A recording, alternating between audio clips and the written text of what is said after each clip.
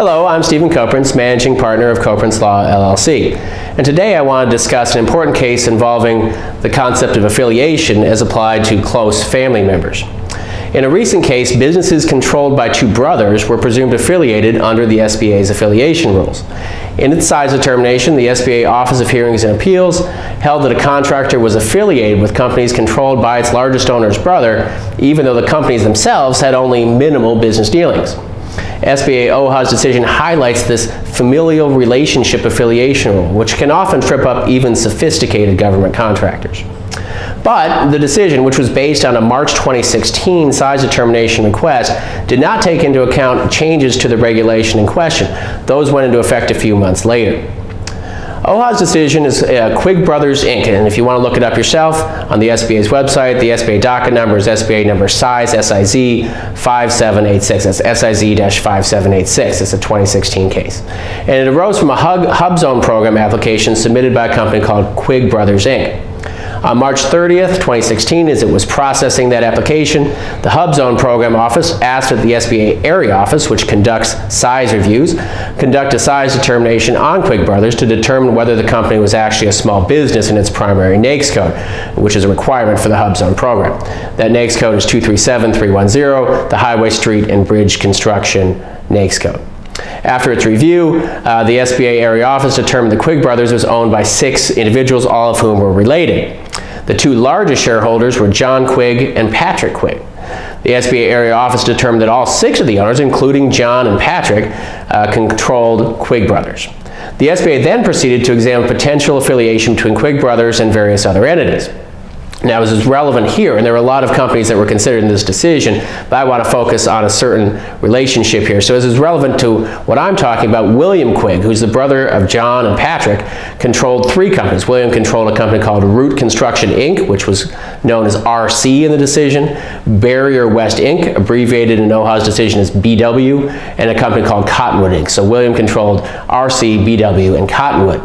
These companies, all 3 of them, were identified in Quigg Brothers' financial statements as related parties. And so the SBA Area Office asked Quigg Brothers to explain why the financial statements identified these 3 companies as related parties. Quigg Brothers stated that because we've loaned money to these 3 entities, our CPAs feel that they are related. However, Quigg Brothers was quick to point out William Quigg, who owned those 3 companies, controlled those 3 companies, was not an owner or officer of Quigg Brothers. And John Quigg and Patrick Quigg were not involved as owners or officers of RC, BW, or Cottonwood.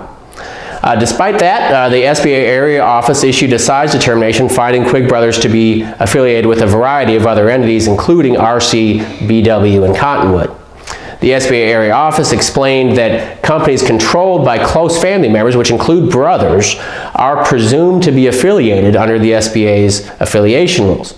Now, although this presumption of affiliation may be rebutted, the SBA Area Office apparently found that the loans between Quigg Brothers and the other 3 companies controlled by William, as well as some other business dealings between John, Patrick, and William, precluded Quigg Brothers from rebutting that presumption of affiliation. Now, as a result of the affiliations with Williams companies as well as the other affiliations, Quigg Brothers was found to be too large in its primary NAICS code and therefore ineligible for admission to the HUB Zone program. Quigg Brothers filed a size appeal with the SBA Office of Hearings and Appeals. And in its appeal, Quigg Brothers highlighted the fact that none of its owners, including John and Patrick, had any ownership interest in RC, BW, or Cottonwood. Quigg Brothers also pointed out that William Quigg, who did control those other 3 companies, was not an owner or officer of Quigg Brothers. Additionally, Quigg Brothers stated the business dealings between the companies were minimal. The companies did not share any officers, employees, facilities, or equipment.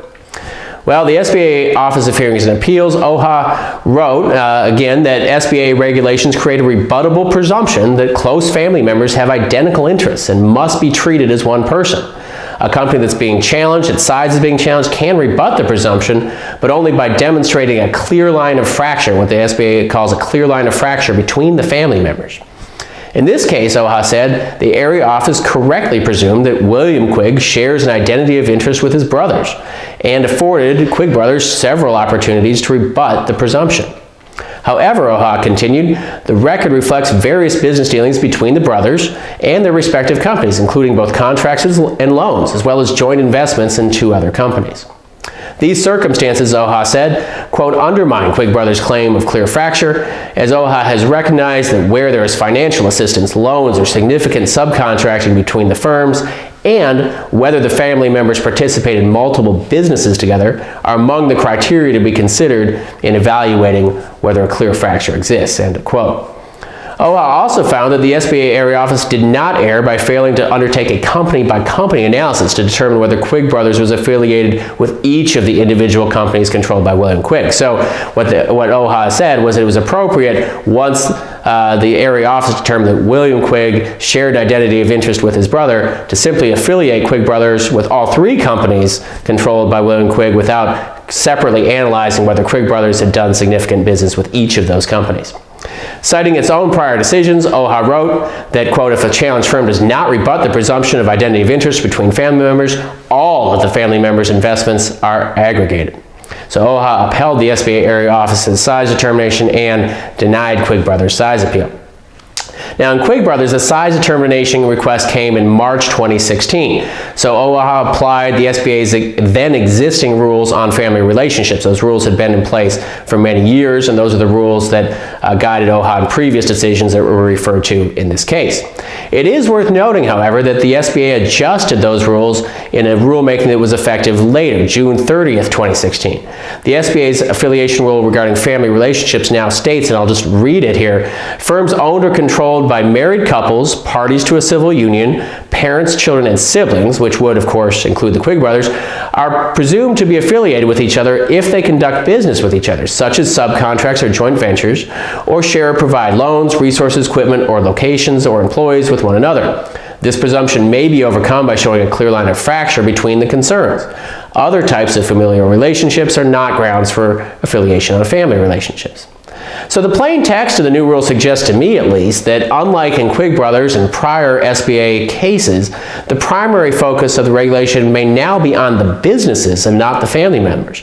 In other words, the very company-by-company analysis that OHA rejected in Quigg Brothers might be required moving forward. Additionally, unlike in prior cases, the new regulation suggests that the presumption doesn't arise in the first place unless there is a close family relationship and the companies in question conduct business with one another. Now, make no mistake, family relationships are still a viable basis of affiliation even under the SBA's revised regulation. But it remains to be seen how the new regulation will affect OHA's analysis in future cases like Quigg Brothers.